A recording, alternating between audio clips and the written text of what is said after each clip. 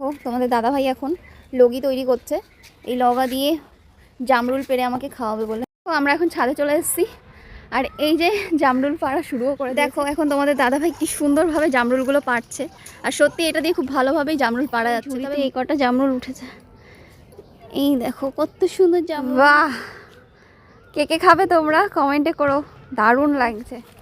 বাহ, অনেক বড় বড় হয়েছে জামরুলগুলো, দেখেছো কত সুন্দর হয়েছে জামরুলগুলো।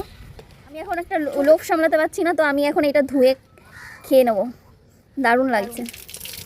এই দেখো আমাদের দাদা ভাইয়া নিয়ে চলে এসছে, ও মাও জামরুলের লোভে লোভে চলে এসছে উপরে। তো চলো এখন জামরুলটা খেয়ে দেখি কেমন মিষ্টি হয়েছে। এখনো পোকা হয়নি, এরপরে পোকা হয়ে যাবে। দারুণ দারুণ হয়েছে, বাধা হয়েছে, মৌসুমী টানলে আসে। হ্যাঁ, এখন মা এই লগি দিয়ে পাড়ার চেষ্টা করবে। মা এখন সেই লগি দিয়ে জামরুল পাড়ার চেষ্টা করছে, সব নিচে ফেলে দিল।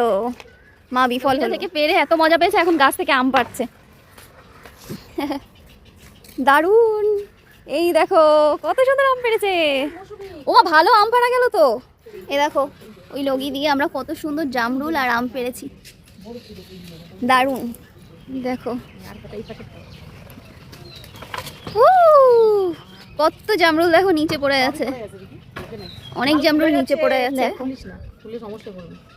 কি দারুণ হয়েছে জামরুলগুলো, খুব সুন্দর জামরুল, খুব সুন্দর।